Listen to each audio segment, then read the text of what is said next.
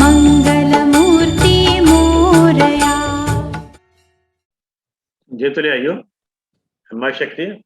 आज स्वाध्याय चिंतन का हमारा क्रमांक है 376 और आज हमारे बीच में है आदरणीय भागेश शर्मा जी जो एडवोकेट हैं सुप्रीम कोर्ट में। और आज का जो आपका विषय है आज ही के माँ भारती के सच्चे सपूत भी शिरोमणि महाराणा प्रताप। इससे पूर्व भागेश जी ने कई विषय लिए हैं। अब हम आदरणीय भागेश जी से निवेदन करते हैं कि अपना उद्बोधन जारी करें। आदरणीय भागेश। सभी उपस्थित गणमान्य को मेरा सादर प्रणाम और सर्वप्रथम माँ गायत्री को याद करते हैं। ओम भूर्भुवः स्वः तत्सवितुर्वरेण्यं भर्गो देवस्य धीमहि धियो यो न प्रचोदयात्।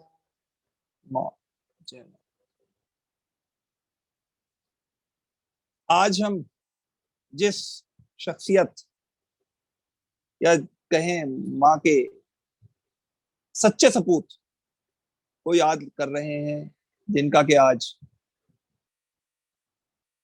अवतरण दिवस या जन्मदिन है। जी हाँ, महाराणा प्रताप। महाराणा प्रताप सिंह सिसोदिया का जन्म सिसोदिया राजपूत राजवंश के में हुआ था 9 मई 1540 को। उदयपुर मेवाड़ का एक बहुत बड़ा क्षेत्र है। महाराणा प्रताप का नाम इतिहास में वीरता, शौर्य, त्याग, पराक्रम, दृढ़ प्रण के लिए अमर है। महाराणा प्रताप ने उस समय के जो मुगल बादशाह अकबर था, जिसको लोग अकबर द ग्रेट कहते थे, जीवन भर उसकी अधीनता स्वीकार नहीं की और अनेक वर्षों तक भारत माता अपनी माता जननी जन्मभूमिश्च के रक्षा के लिए संघर्ष किया। महाराणा प्रताप, जिन्हें प्रताप सिंह प्रथम के नाम से भी जाना जाता है, वो सिसोदिया वंश के मेवाड़ के राजा थे। एक बहुत अजीब बात यह थी कि वो प्रताप गुरिल्ला युद्ध के माध्यम से अकबर के सैन्य शासकों को या सैनिकों को अपने खिलाफ नहीं जीतने देते थे। उनका प्रतिरोध इतनी जबरदस्त थी गुरिल्ला युद्ध के माध्यम से कि वो एक लोकनायक बने हुए थे। और उन्हीं के इस जज्बे, उन्हीं को इस काबिलियत के लिए वो शिवाजी और रानी झांसी जैसे अनेक जो सपूत हैं उनके लिए प्रेरणादायी थे। महाराणा प्रताप के जन्म के संबंध में 2 अवधारणाएं हैं।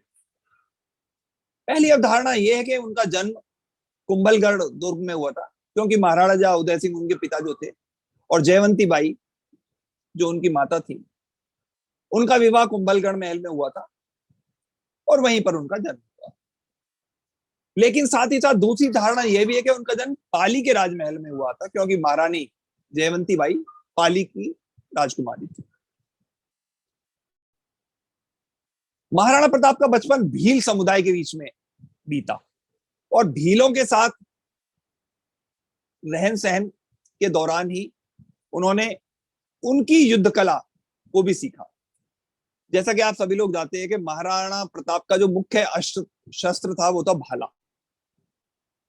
और भाला चलाने की जो उनकी प्रवीणता थी वो भीलों के सामीप्य और सानिध्य में ही हो पाई। भील समुदाय अपने पुत्रों या अपने बेटे को कीका के नाम से पुकारते हैं और इसीलिए जो भील समुदाय के लोग हैं वो अपने महाराणा प्रताप को भी कीका के नाम से पुकारते थे। एक बात यह भी है कि जब महाराणा प्रताप का जन्म हुआ था उस समय राजा उदय सिंह युद्ध के लिए कहीं बाहर गए हुए थे और सारा जो उनका राज्य था वो असुरक्षा में घिरा हुआ था। दूसरे शब्दों में कहा जाए तो कुंभलगढ़ उस समय सुरक्षित नहीं था और जो जोधपुर के शक्तिशाली राठौरी राजा मालदेव थे, उन दिनों वो उस क्षेत्र में सबसे ज्यादा शक्ति संपन्न थे। मालदेव, राजा मालदेव के यहाँ जयवंती बाई के जो पिता थे वो सामंत थे या सेना नायक थे, इसलिए जो कुंभलगढ़ था उसको के ऊपर राजा मालदेव का वरदहस्त था, इसलिए वो काफी हद तक सुरक्षित माना जाता था और अन्य राजघरानों या अन्य क्षेत्रों के मुकाबले। पाली और मारवाड़ ये दोनों हर तरह से सुरक्षित थे, क्योंकि इनकी सेना बहुत ही जुझारू और बहुत शक्ति संपन्न मानी जाती थी।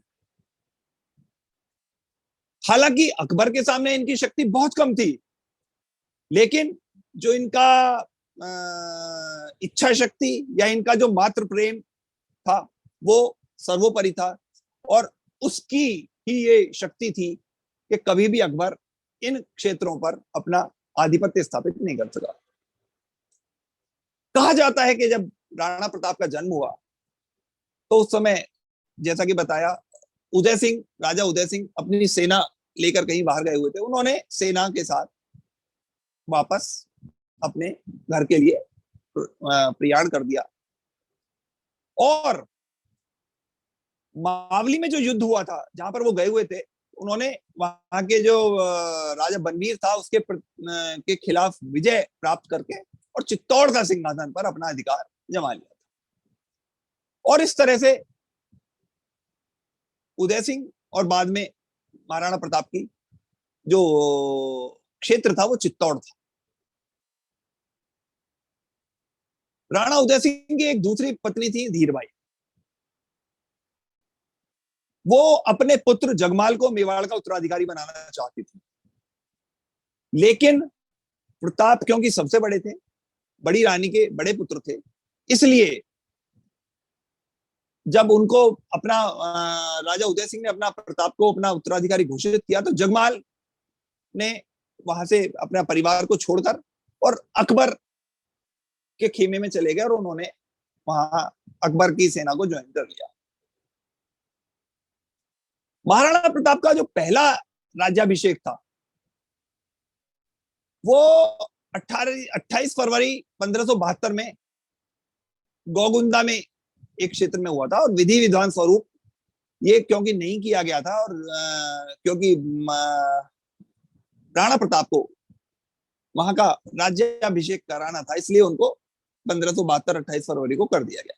लेकिन विधि विधान से राणा प्रताप का जो दूसरा राज्याभिषेक था वो कुंभलगढ़ दुर्ग में ही बहुत शानदार ढंग से हुआ, और उसमें जो जोधपुर के राठौर शासक और रामचंद्र सेन आदि और जो उस समय के जो राजपूत शासक थे वो सब उपस्थित थे। सिसोदिया राजपूतों की पंक्ति में यदि हम हैरार्की देखे जाए तो वो मेवाड़ के 54वें शासक के रूप में वहां पर प्रतिष्ठित हुए। 1567 में जब क्राउन प्रिंस प्रताप सिंह सिर्फ 27 साल के थे और उनका वहां पर राज्याभिषेक हुआ तो उस समय पूरा चित्तौड़ अकबर की सेनाओं से घिरा हुआ था। राणा प्रताप ने अपनी काबिलियत से और अपने जज्बे से उस समय के राजाओं को या जो उस तरह के वातावरण को अपने साथ मिलाने के लिए बहुत बहुत मेहनत की, और कहा जाता है कि राणा प्रताप के ने अपने जीवन में कई सारे एडजस्टमेंट्स के लिए कुल 11 शादियां की, और उनके करीब 17 बेटे और 5 बेटियां थी। उनके सबसे बड़ी जो रानी थी वो महारानी अजबदे पंवार थी, और उनसे उनके 2 बेटे अमर सिंह और भगवान दास थे। दूसरी रानी अमरबाई राठौर थी, जिनसे उनका एक पुत्र नत्था था, और जबकि सहमती बाई हाडा जो थी, जिन्हें एक युद्ध में राज्य को पराजित करके ये राणा प्रताप ने जीता था, उनका एक पुत्र था पुरा। अलमत देबाई चौहान थी, उनका एक पुत्र थे जसवंत सिंह, और रत्नाबाई परमार राज्य से आई थी, तो उनके 3 बच्चे थे, माल, गज और किलंग। उनकी जो छठी रानी थी वो थी लखाबाई, और लखाबाई के एक पुत्री रायभाना, और जसोबाई के कल्याणदास, और चंपाबाई थी उनकी 8वीं रानी। उनके 3 बच्चे थे, कल्ला, सनवालदास और दुर्जन सिंह। उनकी जो 9वीं रानी थी वो सोलन खिल्लीबाई थी, उनके 2 बच्चे थे, और फूलबाई राठौर की चंदा और सिखा। उनकी जो 11वीं रानी थी उनका वो थी आशाबाई, और उनके 2 बच्चे थे, हत्थी सिंह और राम सिंह। उदयपुर चित्तौड़ से करीब 40 किलोमीटर दूर पीली मिट्टी का एक स्थान है जिसे हल्दी घाटी कहा जाता है। 2 गांव है वहां के, खमनौर और बलीचा। उनके बीच की जो स्थान है उसमें विश्व प्रसिद्ध हल्दी घाटी का युद्ध, मेवाड़ के यशस्वी शासक महाराणा प्रताप और अकबर के सेनापति मान सिंह के नेतृत्व में लड़ा गया था। हालांकि ये कुछ समय, ज्यादा लंबे समय तक नहीं चला, लेकिन ये भी एक विशेष बात थी कि अकबर की विशाल मुगल सेना के सामने भी ये जो हमारे राजपूत शासक थे, इन्होंने इतनी शानदार लड़ाई लड़ी कि युद्ध में किसी का भी विजय हासिल नहीं हो पाई। हालांकि इस युद्ध में महाराणा प्रताप के कई जो सहयोगी थे, झाला मान, हाकिम खान, राम नरेश तंवर सहित अनेक उनके जो सैनिक या जो सिपाही सालार थे वो शहीद हो गए। इसी हल्दी घाटी के युद्ध में राणा प्रताप का जो घोड़ा था चेतक, उसने अपनी जान की बाजी लगाकर राणा प्रताप को तो बचा लिया, लेकिन खुद घायल हो गया और कुछ समय बाद उसके प्राण पखेरु उड़ गए। वो स्थान जहां पर राणा प्रताप ने ये हल्दी घाटी का युद्ध लड़ा वो रक्त तलाई कहा जाता है, और वहां की जो मिट्टी है अभी तक कहा जाता है कि उस खून से सनी रहती है। और जब भी सेनानी या लोग वहां पर घूमने जाते हैं तो उन्हें वहां पर जो राणा प्रताप के घोड़े चेतक का स्मारक बना हुआ है, जो एक छतरी सी बना रखी है उन्होंने, और यहाँ की जो पीली मिट्टी है जो कभी लाल कभी पीली का चंदन बन गया है, उसको सब वहां पर नमन वंदन करते हैं।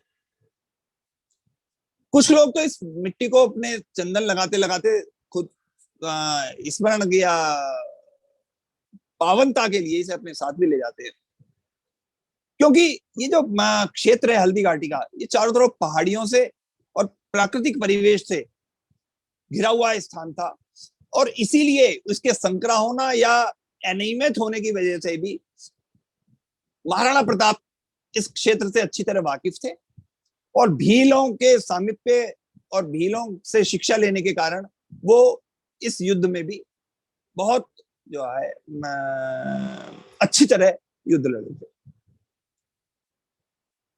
इसी हल्दी घाटी के पास में ही, हालांकि अब वो कहते हैं कि वहां पर एक सड़क बन गई है, और अब मेवाड़ से हल्दी घाटी का रास्ता भी जरा प्रॉपर बन गया है, और वहां पर चेतक के साथ साथ महाराणा प्रताप का भी एक स्मारक बन गया है। और इस स्मारक में जो उनके पुराने कुछ समाधियां या कुछ जो स्मारक हैं वो लगाए गए। हालांकि हल्दी घाटी से थोड़ी दूर महाराणा प्रताप, करीब 3-4 किलोमीटर दूर एक बलीचा गांव है, वहां पर महाराणा प्रताप के अनेक प्रसंग और युद्ध से जुड़ी स्मृतियां संजोकर एक संग्रहालय बनाया गया।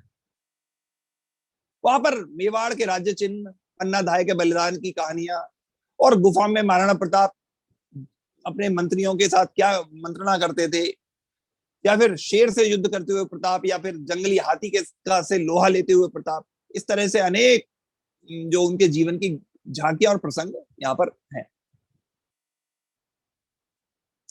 न केवल महाराणा प्रताप का इस समय के उस देखा जाए, बल्कि इस स्थान पर बीराबाई हो या महाराणा अमर सिंह, महाराणा उदय सिंह और राणा सांगा जिन्हें महाराणा संग्राम सिंह कहा जाता है, उनके राणा कुंभा के आदि के भी यहाँ पर जो है स्मृतियां रखी हुई है। और इस ऐतिहासिक विरासत का सजीव प्रस्तुतिकरण और या उसकी बिल्कुल इसको सजीवता देने के लिए अनेक झांकियां भी उसमें बनाई गई। महाराणा प्रताप के शासनकाल के जो अनेक रोचक तथ्य हैं उनमें से एक सबसे बड़ा तथ्य ये है कि मुगल शासक अकबर चाहता था कि महाराणा प्रताप को बिना युद्ध किए किसी तरह अपने अधीन में ले आओ, और उसने 1 2 3 नहीं 4 बार 5 बार ये प्रयास किया कि राणा प्रताप को समझाकर उसे अपने खेमे में मिला लिया जाए। और सर्वप्रथम उसने सितंबर 1572 में जलाल खां को राणा प्रताप के खेमे में भेजा, और इसी क्रम में 1573 में अगले साल राजा मानसिंह को, और फिर 1573 के उत्तरार्ध में भगवान दास को, और फिर बाद में राजा टोडरमल को भी राणा प्रताप से मिलने के लिए भेजा, और उन्हें यह समझाने का प्रयास किया कि आप अकबर के अंडर में या अकबर की दास्ता स्वीकार कर लो और उसके बाद फिर आराम से अपना राजपूताना राज्य करो। लेकिन राणा प्रताप ने इन सबको निराश किया और बिना किसी अधीनता स्वीकार के आश्वासन के इनको वापस भेज दिया। और इसी से परेशान होकर या इसी से गुस्सा होकर 18 जून 1576 में हल्दी घाटी का ऐतिहासिक युद्ध आरंभ हो गया। इस युद्ध में जो मेवाड़ की सेना थी वो राणा प्रताप के अंडर में थी, और जबकि जो उनके सहयोग देने वाली भील की सेना के सरदार राणा पूजा सोलंकी थी।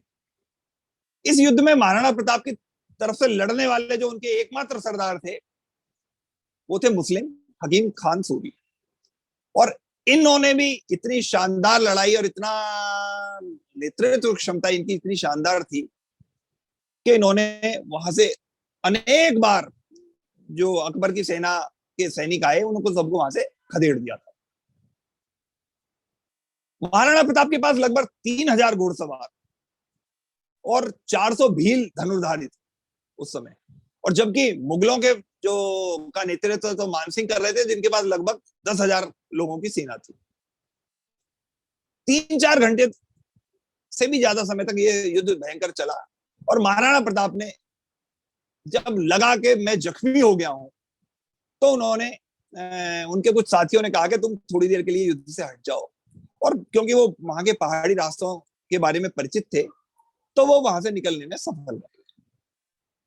एक ये भी कारण था कि उनको निकालने का कि आप आज जाके विश्राम करो जिससे कि कल का अगला दिन आएगा, उस दिन और अच्छे से युद्ध हम कर लेंगे। हालांकि इसमें करीब 1500-1600 हताहत भी लोग हो गए, जबकि मुगल सेना के करीब 6-7 हजार लोग इसमें जख्मी हुए। हल्दी घाटी के युद्ध के बारे में एक कविता हम बहुत दिनों से सुनते आए हैं जिसकी कुछ लाइनें हैं। निर्मल बकरों से बाघ लड़े, भिड़ गए सिंह मृग छोनों से, घोड़े गिर पड़े गिरे हाथी, पैदल बिछ गए बिछौनों से। हाथी से हाथी जूझ पड़े, भिड़ गए सवार सवारों से, घोड़ों पर घोड़े टूट पड़े, तलवार लड़ी तलवारों से।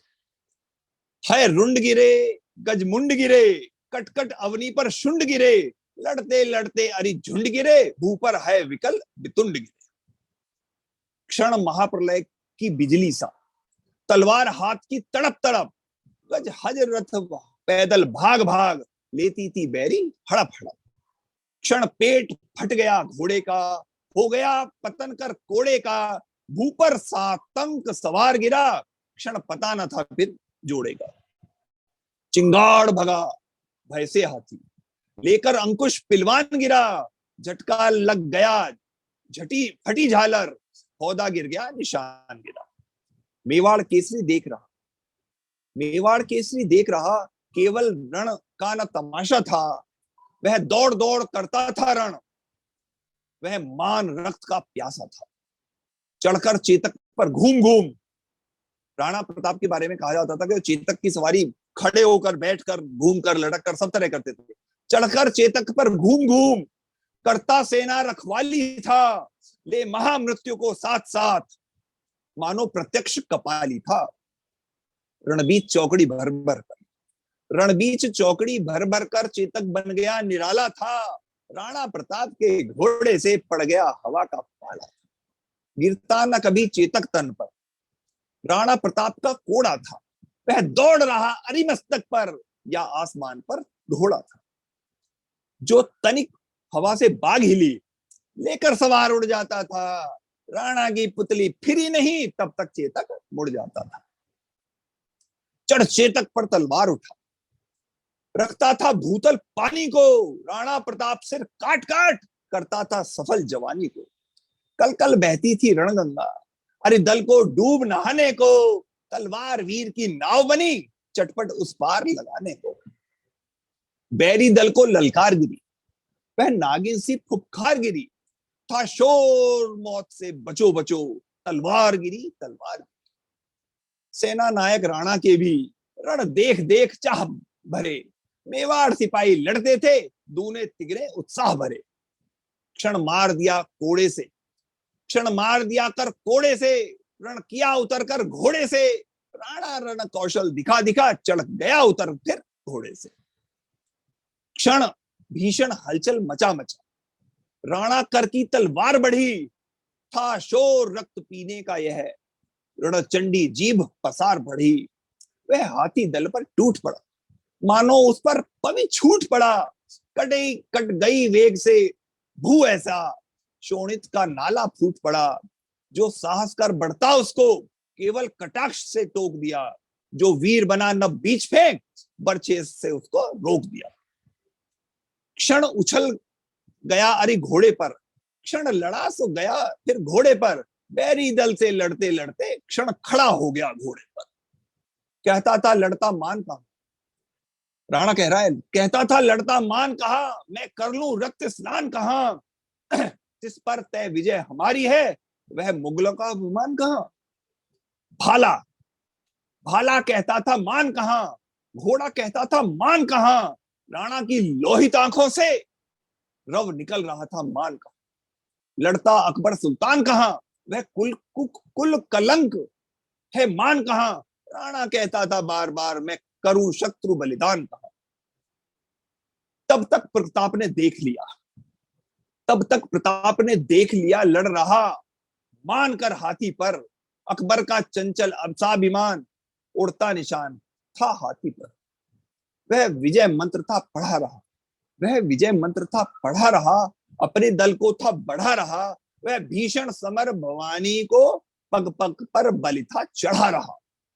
फिर रक्त देह का उबल उठा, फिर रक्त देह का उबल उठा, जल उठा क्रोध की ज्वाला से, घोड़े से कहा बढ़ो आगे, बढ़ चलो कहा निज भाला से।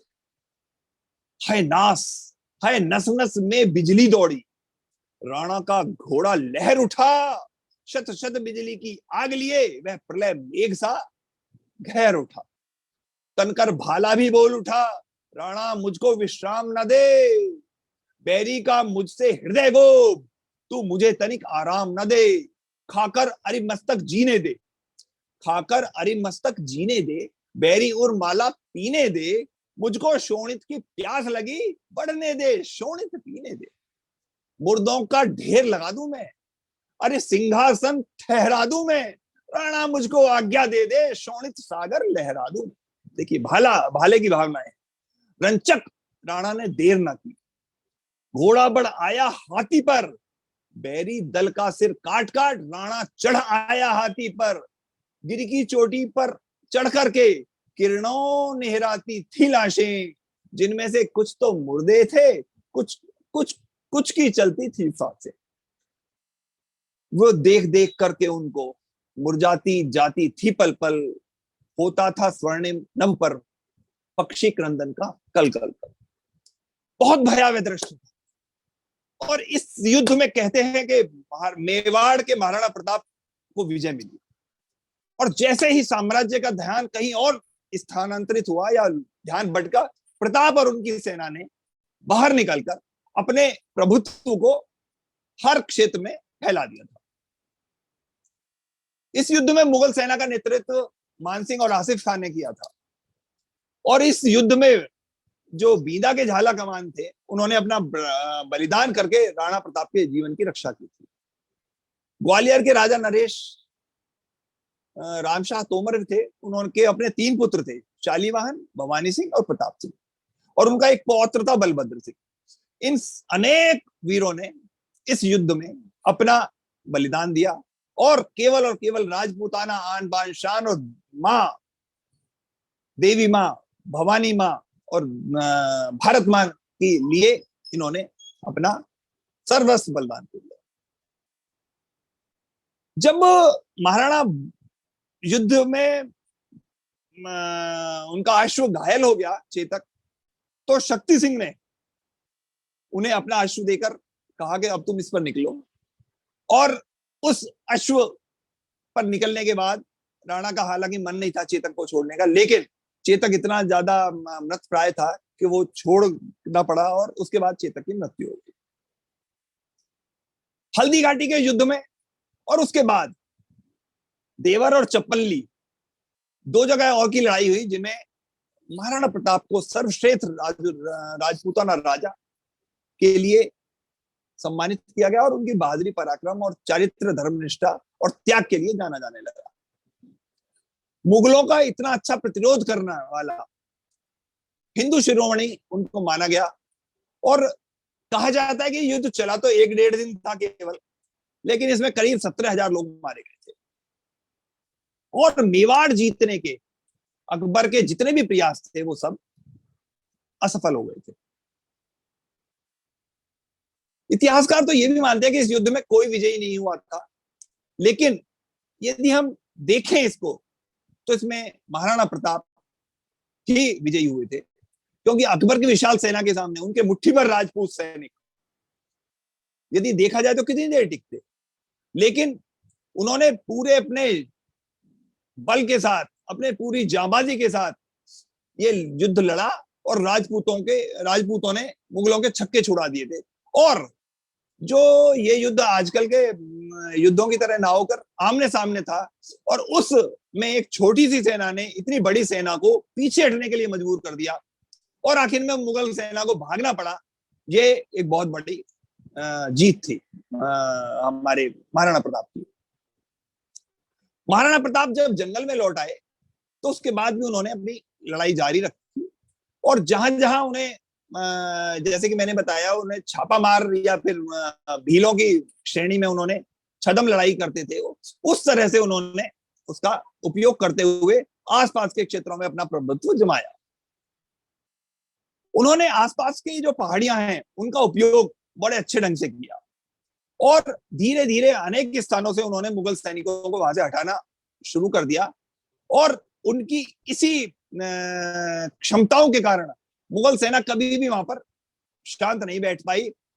और अकबर की सेना में भी कहा जाता है कि उस समय राजपूताना जो युद्ध के जो सैनिक थे उनका सामना ना कर पाने के कारण एक बार विद्रोह भी हुआ।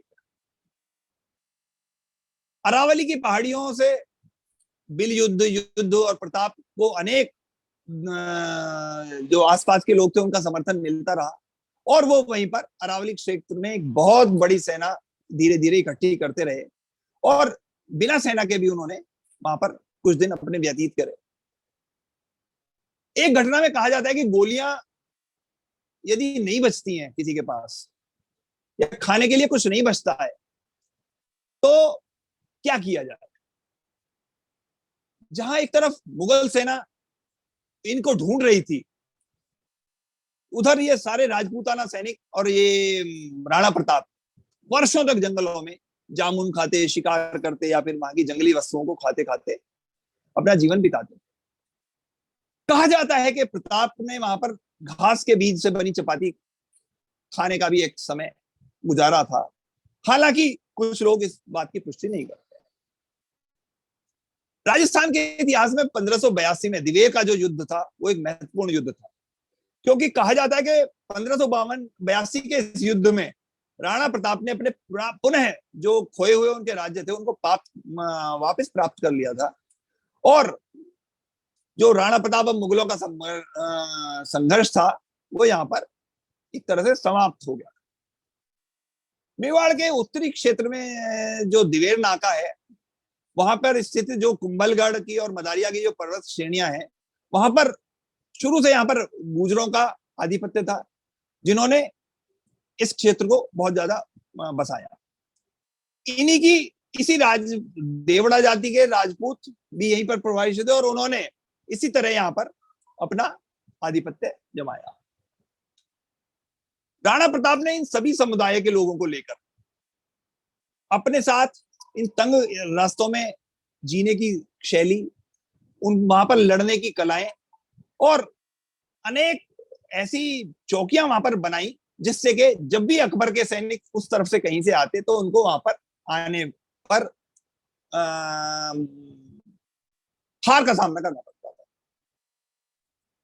इस तरह से ये रक्षा स्थल उन्होंने ऐसे बनाए कि जहां पर उन्होंने बड़ी भारी संख्या में घुड़सवारों के लिए या हाथियों के लिए भी रखने के लिए स्थान बनाए और वहां पर अपना जो इनके हथियार थे उनको भी समाया था।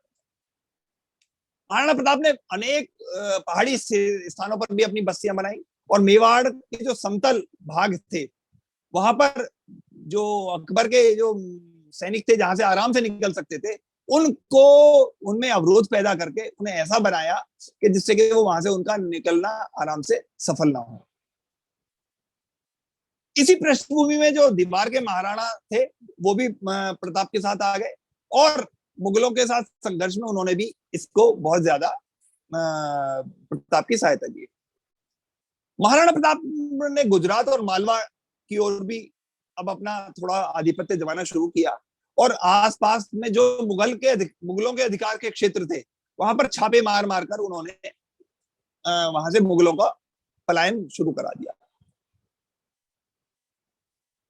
मुगलों को दी जाने वाली जो राशि थी उसको भी उन्होंने वहां के जो राजाओं को अपने साथ लेकर उस राशि को अपने हाथ में लेकर उससे अपनी रक्षा और अपने जीवन यापन के लिए उन्होंने बहुत अच्छी और हथियार इकट्ठे किए, उसकी अगर रसद और बाकी और जो अपने जो सिपाही सालार थे या जो सिपाही थे उनको भी सुविधाएं उपलब्ध करानी शुरू की।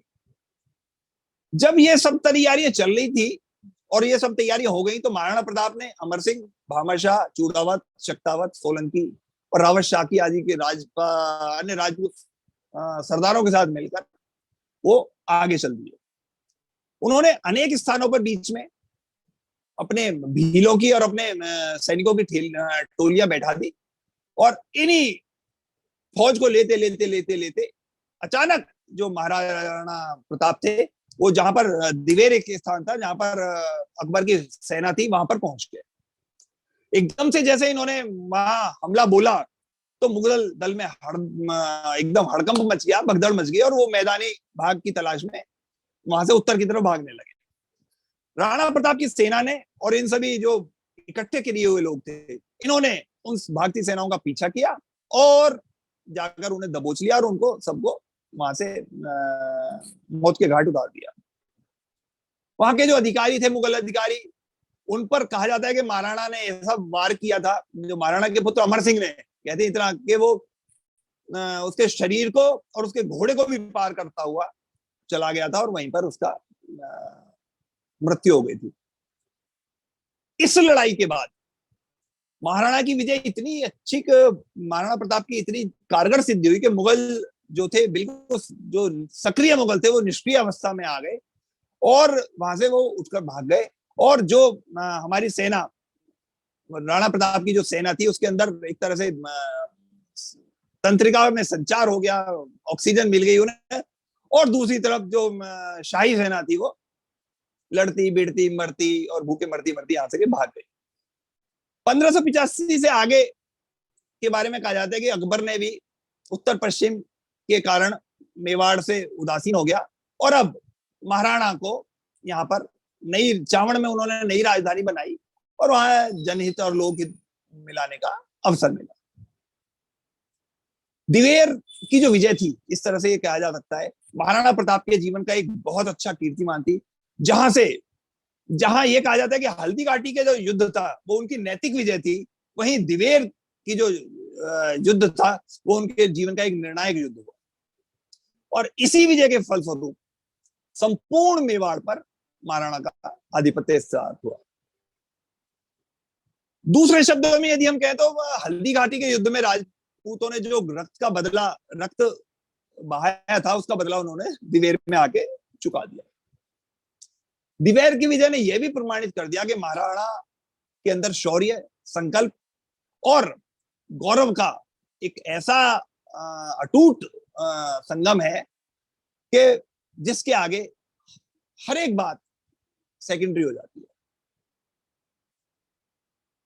कहा जाता है कि महाराणा प्रताप के बारे में अनेक बातें कही जाती हैं। उनमें से एक बात ये भी है कि धन्य हुआ रे राजस्थान जो जन्म लिया यहाँ प्रताप ने, धन्य हुआ है ये मेवाड़ जहां रखे थे कदम प्रताप ने। फीका पड़ा था तेज सूरज का जब माथा उनका चमका था, फीकी हुई बिजली की चमक जब आंख खोली प्रताप ने। जब जब तेरी तलवार उठी तो दुश्मन टोली डोल गई, फीकी पड़ी दहाड़ शेर की जब जब तूने हुंकार भरी। था साथी तेरा घोड़ा चेतक जिस पर तू सवारी करता था, थी तुझमें कोई खास बात कि अकबर भी तुझसे डरता था। हर माँ की ये ख्वाहिश है कि एक प्रताप वो भी पैदा करे, देखकर उसकी शक्ल हर दुश्मन जिससे डरा करे। करता हूं नमन में प्रताप तुझे जो वीरता का प्रतीक है, तू लौह पुरुष है, तू मातृ भक्त है, तू अखंडता का प्रतीक है। हे प्रताप तू शक्ति दे, दुश्मन को हम भी हराएंगे, हम भी तेरे अनुयायी हैं, दुश्मन को मार भगाएंगे। है धर्म हर एक हिंदुस्तानी का, वो तेरे जैसा सदा बने, चलना है उसको उसी मार्ग जो तूने दिखाया प्रताप ने। सफलता और अवसान की भी कहानी प्रताप के साथ जुड़ी रही। 1580 के करीब से लेकर 1585 तक पूर्वी उत्तर प्रदेश, बंगाल, बिहार और गुजरात के मुगल अधिकृत क्षेत्रों में विद्रोह होने लगे और महाराणा भी एक के बाद एक गढ़ जीतते जा रहे थे। अतः परिणाम स्वरूप अकबर उस विद्रोह को दबाने में उलझा रहा और मेवाड़ पर मुगलों का दबाव खत्म हो गया, समाप्त प्राय हो गया। और इसी बात का लाभ उठाकर महाराणा प्रताप ने 1585 में मेवाड़ मुक्ति के प्रयत्न तेज किए और मुगल चौकियों को वहां से बिल्कुल हटा दिया और तुरंत ही उदयपुर समेत 36 जो महत्वपूर्ण स्थान थे वहां पर उन्होंने महाराणा ने अपना अधिकार स्थापित कर दिया। महाराणा प्रताप ने जिस समय सिंहासन ग्रहण किया उस समय जितने मेवाड़ की भूमि पर उनका अधिकार था पूर्ण रूप से उतने ही भूमि भाग पर अब उनकी सत्ता फिर से स्थापित हो गई थी। 12 वर्ष के लगातार संघर्ष के बाद भी अकबर उसमें मेवाड़ भूमि का एक भी छोटा सा भी हिस्सा अपने पास नहीं परिवर्तित कर पाया और महाराणा प्रताप के डर से अकबर ने अपनी राजधानी को भी लाहौर लेकर चला गया था। और यह भी कहा जाता है कि जब महाराणा स्वर्ग सिधार गए उसके बाद अकबर अपनी राजधानी को वापस आगरा लाया था। एक सच्चे राजपूत, शूरवीर, देशभक्त, योद्धा, मातृभूमि के रखवाले के रूप में महाराणा प्रताप दुनिया के लिए सदैव अमर रहे। महाराणा प्रताप के बारे में कुछ विशेष तथ्य कहे जाते हैं कि महाराणा उदय सिंह ने युद्ध की एक नई पद्धति, छापामार युद्ध प्रणाली इजाद की थी, लेकिन वो खुद तो इसका प्रयोग नहीं कर पाए, लेकिन उन्होंने महाराणा प्रताप, महाराणा राज सिंह और छत्रपति शिवाजी आदि को इसे सिखाया और उन्होंने इसका प्रयोग करके मुगलों के ऊपर अपनी सफलता प्राप्त की। महाराणा प्रताप मुगल सम्राट अकबर से कभी नहीं हारे, उसे और उसके सेनापतियों को खूब धूल चटाई। हल्दी घाटी के युद्ध में भी प्रताप जीते क्योंकि अकबर तो जीते नहीं। हल्दी घाटी के युद्ध में पराजित होने के बाद स्वयं अकबर ने जून से दिसंबर 1576 के बीच में 3 बार विशाल सेना के साथ महाराणा पर आक्रमण करने की कोशिश की, लेकिन वो महाराणा को ढूंढ ही नहीं पाए, बल्कि महाराणा के जाल में फंसकर उनके जो सैनिक थे वो पानी और भोजन के अभाव में काफी हद तक मर गए और थक हार कर अकबर बांसवाड़ा होके मालवा चला गया। करीब 7 माह तक मेवाड़ में रहने के बाद जब वो वहां से अरब चला गया और फिर बाद में उसने भी उसके जो शाहबाज था एक सेनापति, उसने भी काफी महाराणा के विरुद्ध सेना भिजवाई, लेकिन वो भी सब जब अकबर ही नहीं जीत पाया, सेनापति कहां से जीत पाया। कहा जाता है कि महाराणा प्रताप के जीवन में कभी ऐसा अवसर नहीं आया था कि उन्हें घास की रोटी खानी पड़े या फिर अकबर की संधि के लिए पत्र लिखना पड़े, क्योंकि उसी समय के बीच में कहा जाता है कि महाराणा प्रताप ने सुंगा पहाड़ पर एक बावड़ी का निर्माण करवाया था और सुंदर बगीचे भी लगवाए थे और वहां पर फसल भी उगवाई थी। महाराणा की सेना में किसी समय महाराणा तो राजा थे, 3 राव, 7 रावत, करीब 15,000 घुड़सवार, 100 हाथियों के सवार, 20,000 पैदल सैनिक और करीब 100 के करीब उनके सिपह सालार थे। और यदि इतनी बड़ी सेना के लिए खाद्य और अन्य व्यवस्थाएं हो रही हैं, महाराणा प्रताप कर रहे हैं, तो फिर ऐसी स्थिति के बारे में यह किंवदंती मानी जाती है कि महाराणा प्रताप को कैसे इस तरह का घास की रोटी खानी पड़े। पृथ्वीराज राठौर जो कि अकबर के दरबारी थे, राजकवि थे, उन्होंने अकबर का दरबारी कवि होने के बावजूद भी महाराणा प्रताप की बहुत प्रशंसा की थी और वो उनके महान प्रशंसक थे। उदयपुर से करीब 60 किलोमीटर दूर चावंड नाम की गांव की पहाड़ी पर महाराणा प्रताप के महल बने हुए हैं। हालांकि अब ये महल खंडहर हो गए हैं और अब पुनः वहां पर अब इनका कुछ पुनरुत्थान किया जा रहा है। महाराणा प्रताप का स्वर्गवास यही हुआ। उनकी स्मृति में बंडोली गांव में के पास एक छोटे से एक नदी टाइप का है, उसकी एक छतरी बनाई गई है और वहां पर उसको माना जाता है। उदयपुर से ये 35 किलोमीटर दूर की जो पहाड़ियों का गोकुंदा क्षेत्र है, ये मेवाड़ के महाराजाओं की आपातकालीन राजधानी रहा करती थी। महाराणा उदय सिंह से लेकर और उनकी मृत्यु के बाद राणा प्रताप ने भी इसको अपनी राजधानी बनाया और जब कभी कोई दिक्कत आती थी तो ये यहाँ पर आकर अपना काम करते थे। गोकुंदा के समीप मायरा की गुफाएं हैं और इन गुफाओं की विशेषता का ये कारण ये है कि महाराणा प्रताप ने यहाँ पर अपना शस्त्रागार बनाया हुआ था और यहीं पर रहकर वो महाराणा प्रताप अपनी खुफिया मंत्रणाली करते थे और अपने सिपह सालारों से मिलते थे, आसपास के सहयोगियों से बात करते रहते थे। उसकी जो रचना थी या उसका आने जाने के स्थान ऐसे थे कि केवल प्रताप या उनके जो सहयोगी थे वो ही जानते थे, अदरवाइज कोई बाहर का यदि कोई वहां पे आ जाए तो फिर वहां पर फंस के रह जाता था। राणा प्रताप ने इन जंगलों में इतनी अधिक अपना आधिपत्य बनाया हुआ था कि दुश्मन यहां पर आकर फंस जाते थे। किसी कवि ने कहा था कि जब जब तेरी तलवार उठी तो दुश्मन टोली डोल गई, फीकी पड़ी दहाड़ शेर की जब जब तूने हुंकार भरी।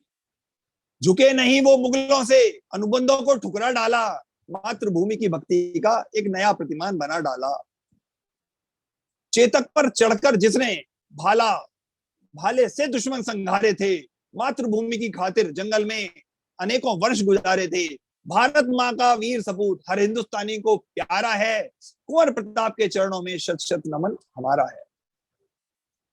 मेवाड़ से लगा हुआ, मेवाड़ पर जो एक तरह से अकबर का ग्रहण लगा हुआ था, उसका अंत 1585 में हुआ। उसके बाद महाराणा प्रताप ने अपने राज्य की सुविधाएं लुटाने में जुटाई खूब, लेकिन दुर्भाग्य से इस अकबर के ग्रहण से मुक्ति के बाद 1597 में नई राजधानी जो उनकी चावंड थी वहां पर उनकी मृत्यु हुई। कहा जाता है कि मुगल शासक अकबर भी, जिसको कभी अपने अधीन नहीं कर पाया, उस प्रताप ने 57 वर्ष की उम्र में 29 जनवरी को 1597 में अपनी राजधानी चावंड में धनुष की जो बना रहे थे उसकी डोर खींचते वक्त उसकी एकदम वो कुछ इस तरह से टूटी कि उनकी हाथ में चोट लगी और वही उनकी मृत्यु का कारण बन गया। महाराणा प्रताप बहुत सजग कूटनीतिज्ञ, राजनीतिज्ञ और मानसिक और शारीरिक क्षमता से अद्वितीय थे। कहा जाता है कि उनकी लंबाई करीब 7 फीट थी और वजन 110 किलो के करीब था। वो ये भी कहा जाता है कि वो करीब 72 किलो का कवच और भाला अपने साथ रखते थे और एट ए टाइम उनके पास करीब 200 किलो के वजनदार तलवारें और उनकी जो क्या कहते हैं उसको, ढाल ढाल हुआ करती। महाराणा प्रताप के जो पिता थे वो भी हालांकि बहुत बहादुर थे, लेकिन महाराणा प्रताप के अपना जो उनका प्रताप था उस समय उनके प्रशंसक बहुत थे। महाराणा प्रताप कुछ बातें कहा करते थे। महाराणा प्रताप का कहना था कि समय इतना ताकतवर होता है कि एक राजा को भी घास की रोटी खिला सकता है। मनुष्य का गौरव और आत्मसम्मान उसकी सबसे बड़ी कमाई होती है, इसलिए उसको हर सदैव उसकी रक्षा करनी चाहिए। यदि आप अपने और अपने परिवार के साथ अपने राष्ट्र के बारे में भी सोचते हैं तभी आप सच्चे नागरिक हैं। प्रताप का यह कहना था कि तब तक परिश्रम करो जब तक तुम्हें तुम्हारी मंजिल ना मिल जाए, और अन्याय और अधर्म का विनाश करना पूरी मानव जाति का कर्तव्य है। जो अत्यंत विकट परिस्थितियों में भी हार नहीं मानते, जो अत्यंत विकट परिस्थितियों में भी हार नहीं मानते, वो हार कर भी जीत जाते हैं। और जो जीवन में अति प्रसन्न और विपत्ति में डर कर झुक जाते हैं, उन्हें ना तो सफलता मिलती है और ना ही उन्हें इतिहास कभी याद रखता है। अगर आप सांप से प्रेम करोगे तो वो अपने स्वभाव के अनुरूप आपको कभी ना कभी डसेगा ही, और शासक का पहला कर्तव्य अपने राज्य का गौरव और सम्मान बचाना है। अपना गौरव, मान मर्यादा और आत्मसम्मान के आगे जीवन की कोई कीमत नहीं। और ये इसी सब बातों का परिचय उन्होंने महाराणा प्रताप ने दिया कि जब उन्होंने मात्र 20,000 सैनिकों के साथ मुगल बादशाह के 80,000 सैनिकों का डटकर मुकाबला किया और उस सेना को खदेड़ दिया। महाराणा प्रताप का हालांकि जो घोड़ा था चेतक, वो भी इस युद्ध में शहीद हो गया, लेकिन वो भी बहुत जो था आज्ञाकारी था, बहुत ज्यादा स्वामी भक्त था, और उसने मरते दम तक, कहते हैं कि जो अंतिम समय में जब महाराणा के पीछे 2 मुगल सैनिक चल रहे थे और महाराणा घायल होकर जा रहे थे, तो करीब 20 फुट लंबा जो नाला था उसको चेतक फांद गया था। हालांकि वो फांदने के बाद वो उठ नहीं सका और वो वहीं पर गिर गया, लेकिन महाराणा प्रताप को उसने बचा दिया। महाराणा प्रताप जितने बहादुर थे उतने ही दरियादिल और न्यायप्रिय भी थे। कहा जाता है एक बार उनके बेटे अमर सिंह ने अकबर के सेनापति रहीम खान खानों को और उसके परिवार को बंदी बना लिया था, तो महाराणा ने उन्हें छुड़वा दिया था। महाराणा प्रताप और अकबर की सेना के बीच जब युद्ध हुआ था तो अकबर की सेना को मान सिंह लीड कर रहे थे, तो महाराणा प्रताप की सेना के एक जो वफादार सैनिक थे वो थे हकीम खान। और जब कई बहादुर सैनिक उस युद्ध में शहीद हुए तो उस समय हकीम खान ने बहुत अच्छे अपनी कुशलता का परिचय देते हुए सेना के और अनेक महाराणा के प्राण बचाए थे। महाराणा के भाई शक्ति सिंह हालांकि उनके विरोधी थे, और जब हल्दी घाटी के युद्ध में वो महाराणा के विरुद्ध लड़ने आए थे, और जब महाराणा अपनी जान बचाकर कुछ दूर पहुंच गए तो उसी समय महाराणा को पीछे से किसी ने आवाज दी कि हे नीला रुको। महाराणा ने पीछे मुड़कर देखा तो उनका भाई शक्ति सिंह आ रहा था। महाराणा के साथ हालांकि शक्ति सिंह की नहीं बनती थी, तो महाराणा को लगा कहीं ये बदला लेने के लिए ही तो अकबर की सेना में शामिल हुआ था, कहीं ये मुझे परेशान करने के लिए तो नहीं आया। लेकिन बाद में पता चला कि शक्ति सिंह ने उनके प्रति अपना भाई का प्रेम दिखाते हुए और राणा का जो पीछा कर रहे थे मुगल सैनिक उनको मार दिया था। राणा प्रताप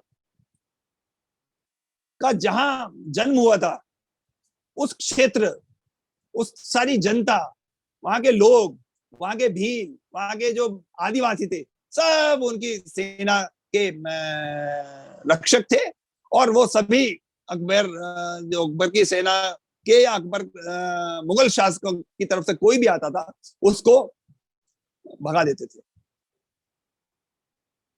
राणा प्रताप के बारे में जो कहा जाए वो कम है। पीछे 4 लाइनें आज व्हाट्सएप पे भी काफी घूम रही है कि राणा प्रताप की शान, राणा प्रताप का जो जीवट है उसके लिए कहा गया है कि कब तक बोझ संभाला जाए, कब तक बोझ संभाला जाए, द्वंद कहां तक पाला जाए, दूध छीन बच्चों के मुख से क्यों नागों को पाला जाए, दोनों तरफ लिखा हो भारत देश प्रेम, दोनों तरफ लिखा हो भारत, सिक्का वही उछाला जाए, तू भी है राणा का वंशज, तू भी है राणा का वंशज, फेंक जहां तक भाला जाए, कब तक बोझ संभाला जाए, युद्ध कहां तक टाला जाए, तू भी है राणा का वंशज, फेंक जहां तक भाला जाए। वीर शिरोमणि महाराणा प्रताप के पावन जयंती पर बहुत बहुत नमन। धन्यवाद आदरणीय वागीश शर्मा जी। आज जिस प्रकार से आपने अपना विषय लिया, आज आपका विषय कोई और था, परंतु जब हमने आपसे निवेदन किया और जिस प्रकार से आपने इतनी तरीके से मतलब बहुत कम समय में बताया, ये वास्तव में हम लोग के लिए गौरव की बात है। अब मैं सभी को लोगों को अनुरोध कर रहा हूँ और किसी को कोई जानकारी लेनी है तो आदरणीय वागीश शर्मा जी से ले सकते हैं। जी जी देवऋषि जी प्रणाम। हाँ, बीच में तो मैथिली शरण गुप्त लग रहे थे, आप सुभद्रा कुमारी चौहान लग रही थी, इस तरह आप कविता आपने सुनाई, कमाल है, क्या फ्लो था और क्या भाव था। सर, भाव तो था ही था, बहुत ही सुंदर, बहुत अति सुंदर। सर चक्कर क्या हमने- है ना, ये जब बचपन से ही ना 5वीं 6ठी क्लास के बाद से ही ना जो एक्सटेम्पोर वाद विवाद या कविता प्रतियोगिता में बहुत सारी ये याद रहती थी, तो बहुत। नैब साहब की प्रेरणा से जहाँ कहीं मौका मिलता है वहीं इन्हें चेप लेते हैं।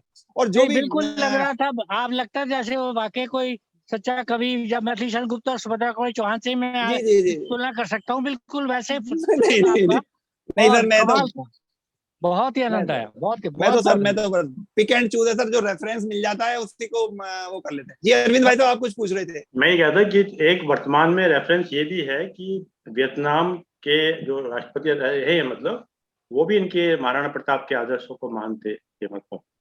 और ये बताते हैं कि जब उनकी शायद मृत्यु हुई थी तो उन्होंने शायद अपनी उस पर कोई लिखा भी था शायद अपनी समाधि पे, या मतलब जब वियतनाम के राष्ट्राध्यक्ष, अच्छा अच्छा अच्छा। तो उन्होंने लिखा भी था। नहीं, उन्होंने शिवाजी के बारे में भी लिखा था, क्योंकि वो भी गुरिल्ला युद्ध करते थे ना वियतनाम वाले, वो उन्होंने भी अमेरिका को जी गुरिल्ला जी युद्ध के वजह से हराया था। जी जी जी।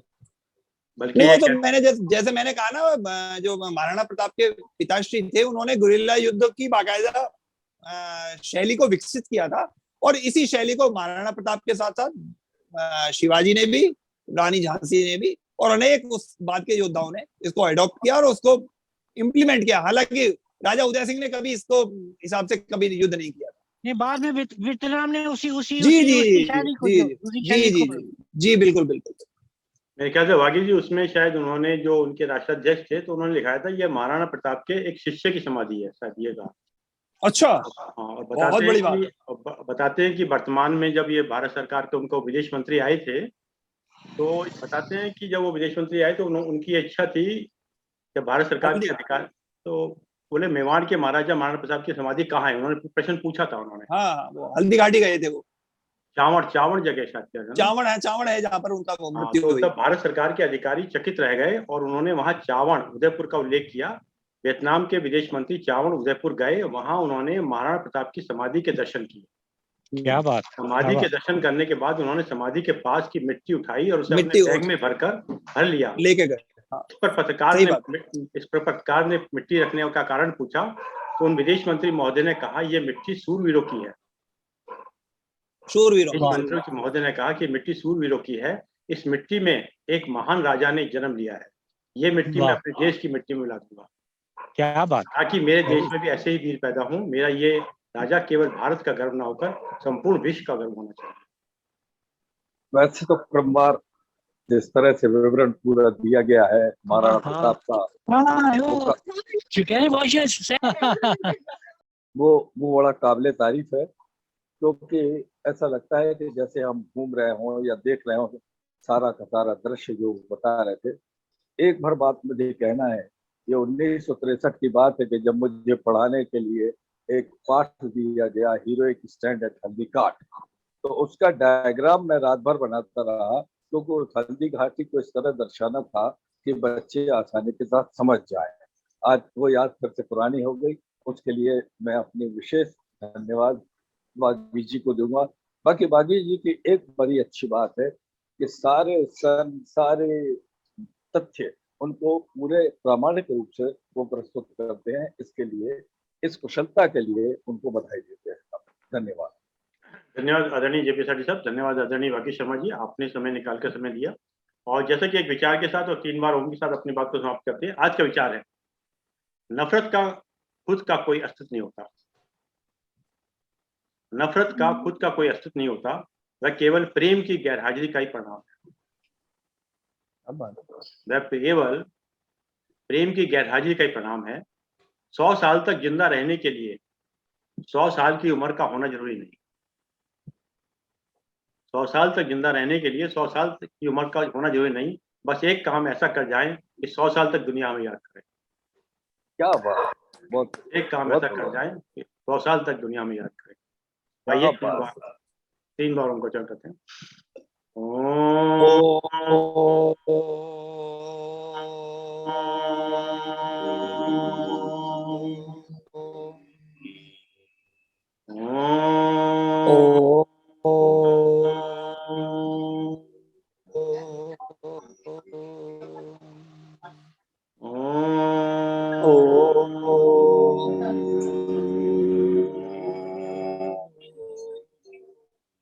शांति शांति शांति शांति शांति।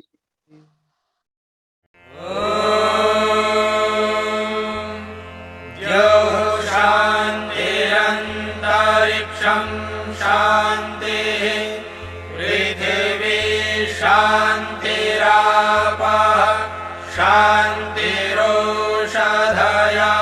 शान्तिः वनस्पतयः शान्तिर्विश्वे देवाः शान्तिर्ब्रह्म शान्तिः सर्वं शान्तिः शान्तिरेव शान्तिः।